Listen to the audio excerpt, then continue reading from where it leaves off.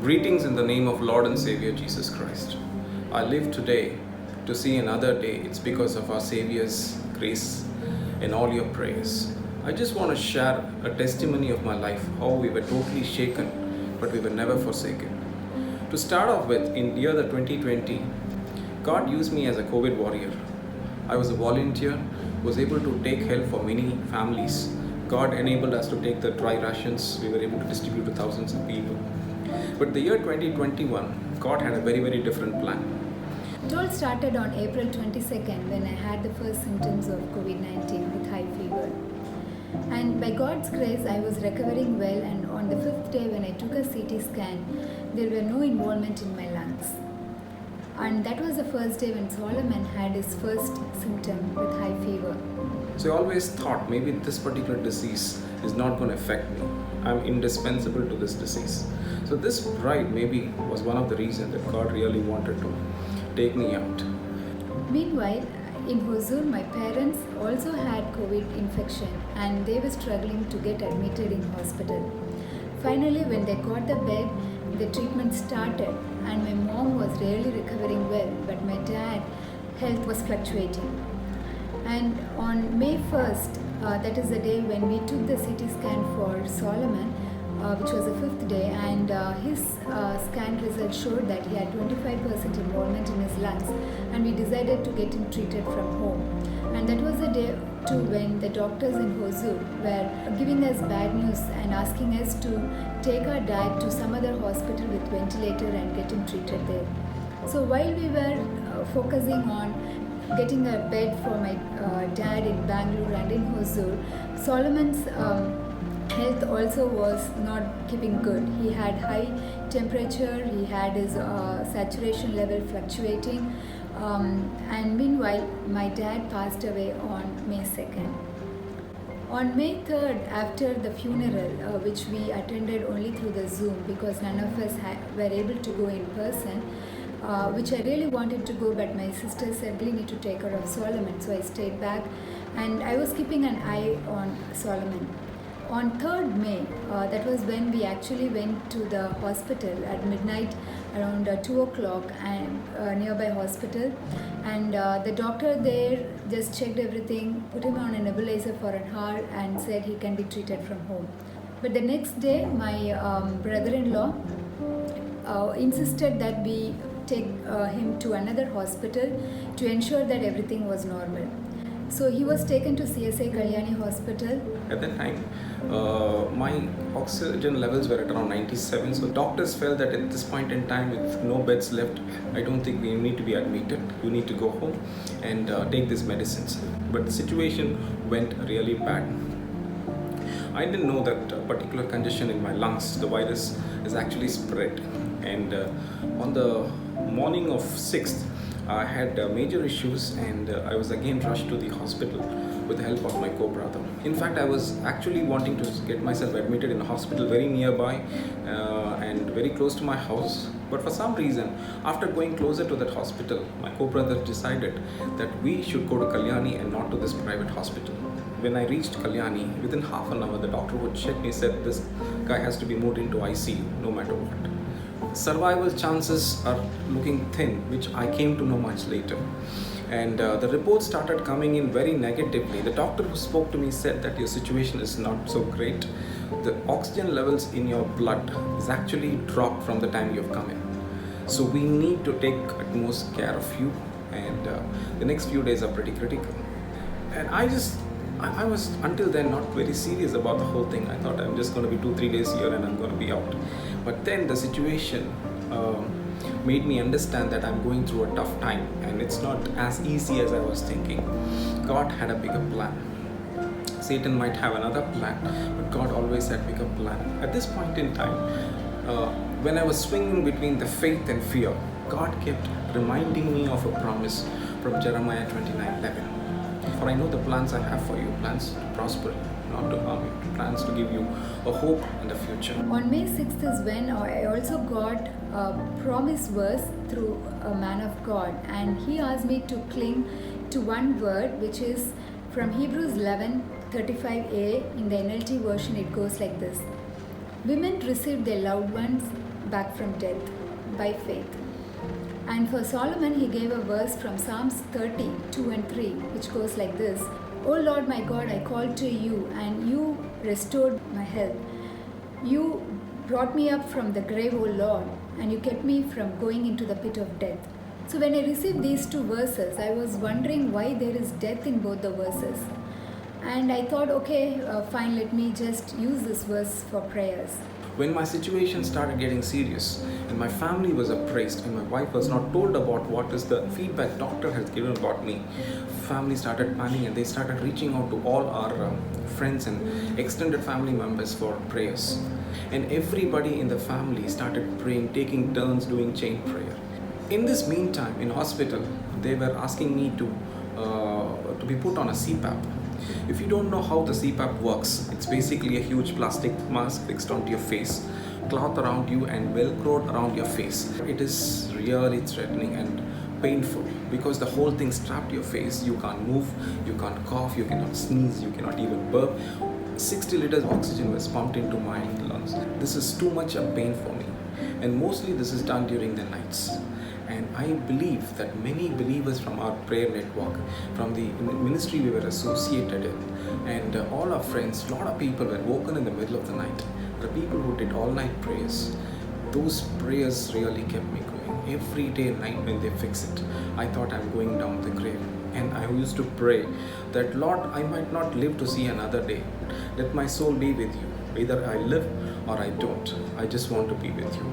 He actually woke up many people for my sake, and he gave them the burden to pray for me. I was really thanking God that how God really worked in me and through me. I was just remembering that, a great man like Job, God actually gives a certificate for him that he is an upright and righteous man. This was given by God himself. But in his tough times, his wife stood next to him and said, curse God and leave your life. Why do you still live? But God actually blessed me with a wife who would come and profess faith every morning. My room was given in such a way that the first room in ICU was my room, so people can actually slip inside. My wife can slip inside my room without even the nurses noticing it. In the early morning, 6 o'clock, she used to come and read all the prayer which people had sent. That people would say, recorded their prayer and sent. There are people who shared a lot of promising verses, encouraging verses. The word of God has life. When she reads all this word of God, it really strengthened my bones. I used to be so tired the whole night. The CPAP would have not let me sleep. Not just the oxygen 60 liters which got pumped in, but it's the sound and the noise with the machine which is creating like beep, beep, beep, beep, beep. The whole night it goes on and on. And after all that tiring night, in the morning when the word of God is read to me, it really strengthened my bones.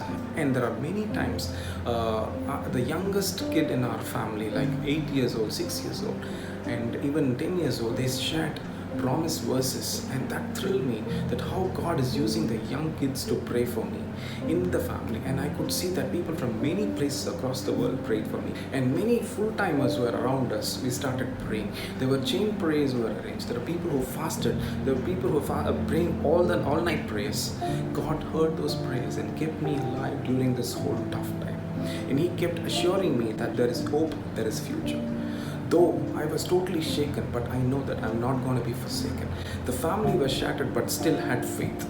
They continued 24 hours chain praise inside the family. And what kept me going these days were three things. One was faith.